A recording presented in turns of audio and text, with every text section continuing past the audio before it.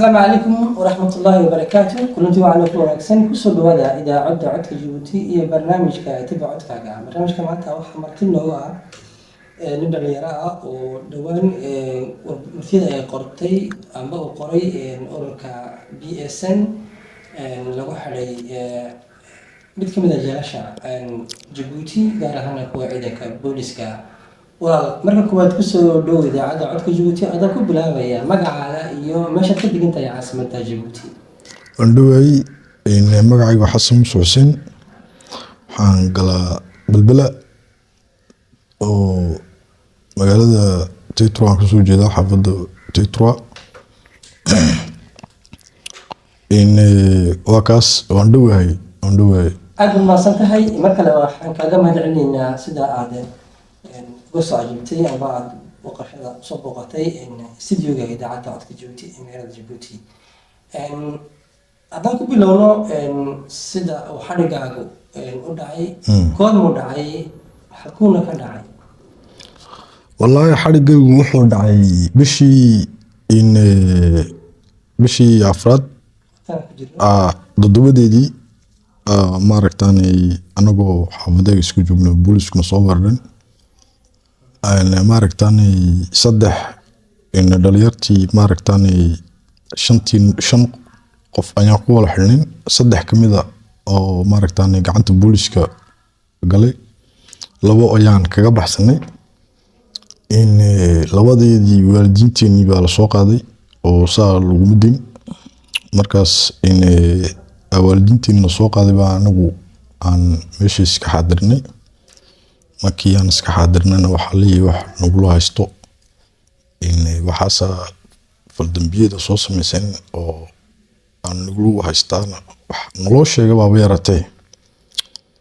oo si jirnaa waayahay marka labadiina waxaa la qaaday waalidiintu hooyaha la wada qaaday mise mid ka mid ah waalidiinta la qaaday? mid ka mid ah waalidiintana la qaaday markaas darteed marka waxa la qaaday aabbaha mise hooyada? waalidiinta hooyada qaadeen qofka kale la qaaday waalidkiisana waa magay waxaa la yiraahdaa Samatar Maxamed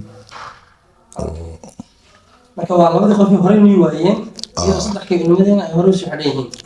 inta waxay ku xidhan yihiin iyaga waxay nahay muddada ku jirta xadhiga maxaa su'aal weydiiyey maxaa dhibaato la kulantay? wallaahi dhibaatooyinku iska fara badnaayeen wax su'aalo aynu weydiiyeen ma jirin inay meesha maaragtaanay ay nageliyeen ilaa maaragtaanay daraartii aan nagala soo sii daynay unbaa bes aan iftiinka naloo soo saaray intii ka horeysoo dhan qol unbaan ku xidhnayn wax alliyo wax su'aala wax alliyo dad noo yimiday noola tusiyey abeeraatay ma jirin jeelkana waa iska garanaysaa uu iska dhibaato badan yahay oo maaragtaan dhibaatooyin aad u fara badan baa ka jira waxaa ka mid ah maaragtaanay kaadidii iyo maaragtaanay aad iska garab seexanaysid konton qof oo maqsin yaroo interleg ku jiraan jacdid aad u fara badan dhibaatooyin aad u fara badan loo dulqaadanin taasi hurduba kugu soo dhacin shan cisho dalaana ka soo qaadnay meesha cuncun baa ka soo qaadnay anu allergy baa ka soo qaaday meesha taasoo dharaartii kota kaa maxbuus loo qabanay 30 daqiiqo inay ku wala meedhaan amba danuuga ku qabsadaan ninkii kimni u baahan oo wixii kaadi aan xalay tool maxaabiistu ku wala kaadiyeen iyo gidaafadii oo dhan maxaabiistii gurayaan dhibaatada oo dhan baa naga soo gaadhay wallaahi aad bay u xumeed dhibaatooyinka meesha naga soo qabsay jool waa garanaysaayo xorriyadii laga qaaday wax kalena dee miyaynu sameynay magaaladan Djibouti waa waddankeena anaga aad u jecel oo ilaashana oo wax qalaalaasaa wax dhibaato aanu u geysan magaaladeena oo maaragtaanay no alasizam aan ka hadalnay dee wixii dee anaga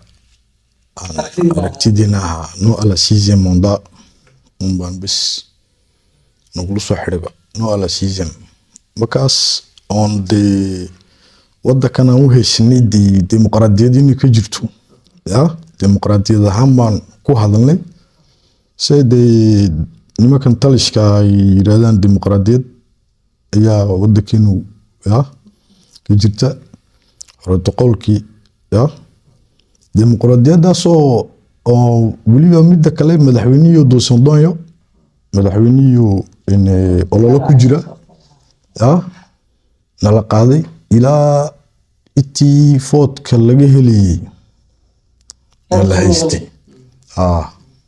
aba yaraatee 15 yarna inaan aragno naloo diiday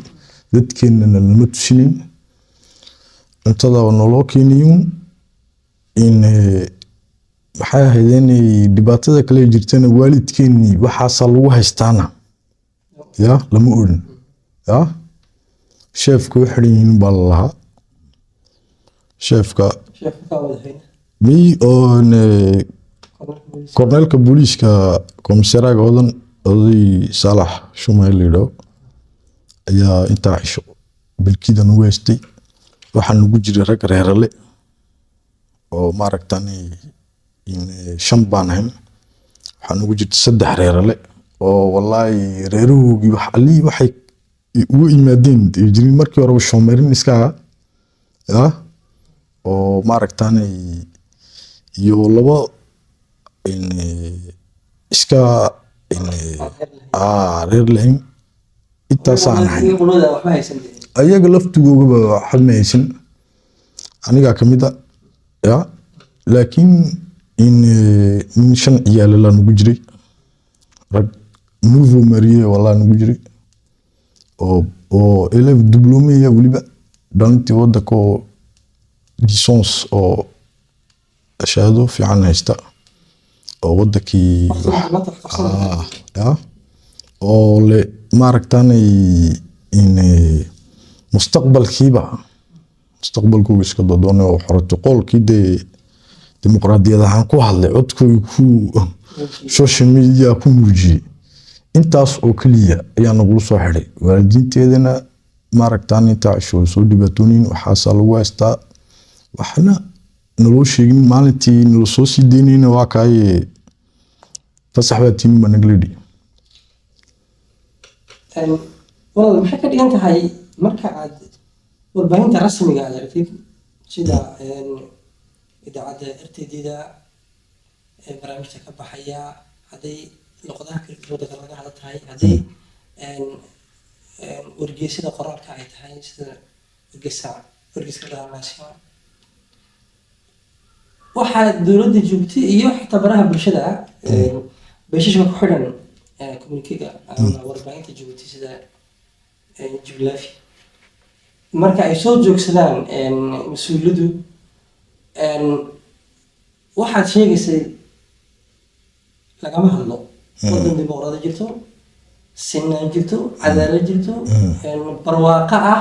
horumar la gaadhay deegaan cid la kiciyey waddan nabad ah gaamoonta stability madaxweyne markii si lixaad loogu magac daray amba olaha ku galay markaa see isku qabanaysaa arrimaha aynkaasa iyo dhibtaad ka sheekeynaysa adigu leedahay hadda 5 xignaa oo madaxweynihii ololo ku jira la xidhay madaxweynihii oo kursiga kusoo noqdana waa soo baxay madaxweynihii doosandooyana la xidhay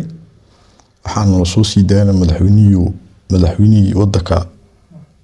subaxdii ka horreysay habeennimadeedii baana la soo sii daayay marka hadda soo dhibta inta la madaxweynaha ku haysan maxay tahay ma ninka rajul wax dhibaato ku jiro kaligiin baa culays ku aamiya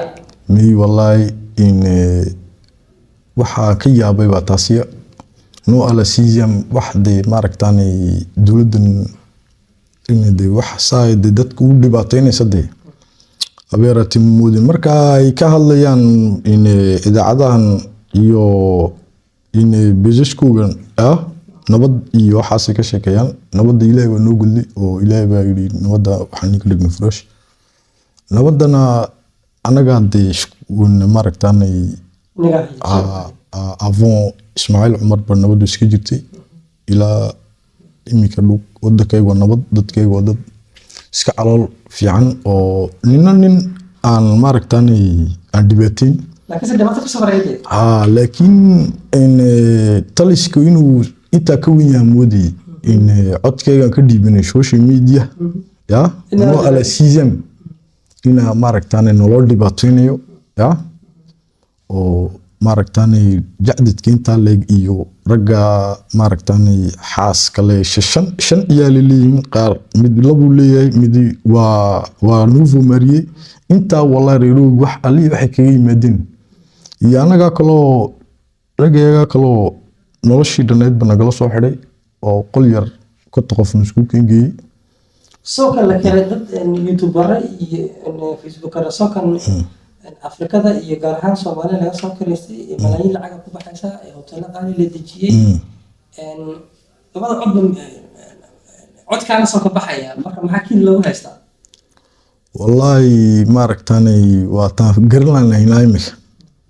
anagu xaq baa u leenahay inaan maaragtaanay dhalintii wadanka ayaan nahay in reer Djibouti marka maaragtaanay inaan ka hadalno dee in dhinaciide aan anagu aragtideena inaan cabirno in duulaanku aan cid dhibaateyn maaragtaanay wadankayga maaragtaanay wax qalalasaa la gelin ina aan aragtideena ka cabirno social media dadka shisheeyaha ayaa horta nin wadanka ku nool